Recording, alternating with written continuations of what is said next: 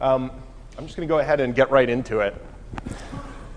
There's this great debate that's been going on for maybe 40 years now about the nature of privacy and surveillance in the telecommunications infrastructure of the future. And really whether we should build facilities for privacy or facilities for surveillance into that infrastructure and how those things should work. It's a political debate, to be sure, but it's also, to some respect, a technical debate in that people bring certain technical assumptions to their policy views on the issue. And it's for us, as technical professionals, to evaluate the validity of those assumptions. Like any good debate, there are two sides. And so, as an example of one side of the debate, I present the IETF policy on wiretapping. It was published in the year 2000 in an RFC. It says that the IETF will not design wiretapping requirements into their protocols. There are a couple different reasons for this. One reason is that the IETF is an international body, and it can't sort of be responsive to the rules of every single country on the planet. Another reason is that the IETF thinks that wiretapping is either easy or it's impossible, because you're either using encryption or you're not. And they refer to RFC 1984, which is sort of ironically numbered, in which they argue that everything ought to be encrypted. And so therefore, wiretapping ought to be impossible. They also say that the internet should be free from security loopholes, and they express the concern that interfaces which could be used for wiretapping might fall into the wrong hands, might be subject to unauthorized use. On the other hand, they say that if you're going to make an internet wiretapping infrastructure, you ought to publish it. And that, I think this comment will resonate very well with this community. The IETF believes that the publication of lawful intercept mechanisms and the publication of known weaknesses in those mechanisms is a good thing. We need to have an open dialogue and peer review. And in keeping with this policy, Cisco published an RFC which describes their architecture for lawful intercept in the internet. As far as I know, Cisco is the only company that's ever actually published their architecture in an IETF RFC. So why did Cisco make an architecture for lawful intercept in the internet? So as an example of the other side of the debate, I present the Communications Assistance for Law Enforcement Act.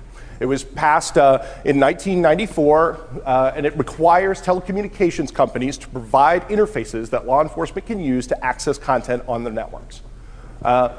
Originally, there was an exception in this law that was built for information services, and people believed that that exempted the internet from the law. The law only applied to voice communications. However, in 2005, the FCC ruled that broadband internet providers are covered by CALEA, and so they have to provide access. The Cisco architecture for lawful intercept predated that ruling, but there are other motivators. There were laws in Europe that were similar to CALEA that applied to the internet before 2005. But also, service providers have law enforcement people coming into their office. They want access to the network. They've got to provide the access somehow, and they want to do it in a way that is not disruptive to their network operations. So having some sort of standard interface for it is something that service providers might deploy even if they're not required to. So let's talk about this Cisco architecture for lawful intercept, because they were nice enough to publish it and were able to peer review it. I first found these RFCs back in 2006, like in the wintertime. And I read them and I said, my first reaction was, wow, I can't believe I'm actually allowed to read this stuff. I can't believe they published this. You know, it was kind of like, you know, I was seeing the other side or something. And so after I got over my initial excitement about having found it, you know, I said, I have problems with this design. I don't think that this enforces its security requirements the way that I would want them enforced. But at the time, I kind of felt like no one would listen to me about it. So I put it on a shelf. I should have gone and audited SNMP code, and I didn't. But there was a significant implementation flaw in SNMP that affected this infrastructure. And that was found by somebody else. It was disclosed in the summer of 2008. And it allows someone to access an SNMP v3 interface without a password. So given that these, I'll get into the details, but this lawful intercept architecture is based on SNMP v3, that vulnerability has a big impact to people who are running this architecture. I wrote all this stuff up so when I saw that bug, I said, this is it. I've got to put these two things together. And I wrote up a discussion about this architecture and that vulnerability, and I sent it to Cisco maybe in December of 2008. And then I got promoted, and I got really busy at work. And I just did not have time to do any interesting technical things anymore. And so I submitted this thing as a black hat talk because I knew that if I had a hard deadline, I would have to force myself to get everything publication ready and actually come and discuss it. So I want to thank Black Hat for accepting this talk and letting me come here and discuss this because I think it's important. And I think if this talk hadn't been accepted, a lot of this material would never have seen the light of day. So thank you, Black Hat.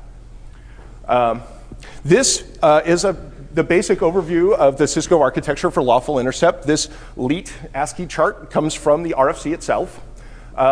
There's a couple of important things to understand about this architecture. The first is that, so this is all based on stuff that was published by the European Technical Standards Institute, ETSI. They sort of define this general overall architecture for lawful intercept, and the Cisco architecture fits in that overall model. So they defined a lot of these interfaces and the like. I don't know if you're supposed to be able to read the ETSI documentation, but it's on cryptomi.org or cryptome.org, depending on how you like to pronounce that. The other thing that's, so what's important there is that, first of all, there's a bunch of companies that support this Cisco architecture, not just Cisco. But in addition, there's these whole other groups of other architectures for lawful intercept that are implemented by other companies using other technology that it's not interoperable with the Cisco architecture, but it has the same overall operational architecture. So this is sort of generally how lawful intercept works in all kinds of different contexts. The other thing to say about this is that it's not just a computer architecture. Some of these things in this diagram are computers, and some of them are groups of people. It starts with the law enforcement agency, which is a group of people, and they decide that they want to wiretap a network, and so they get authorization to do that, and they go talk to this lawful intercept administration function. That is a group of people in the ISP there's some lawyers there and there's some technical people, and they validate that the law enforcement agency has the authority to access the content they're asking for.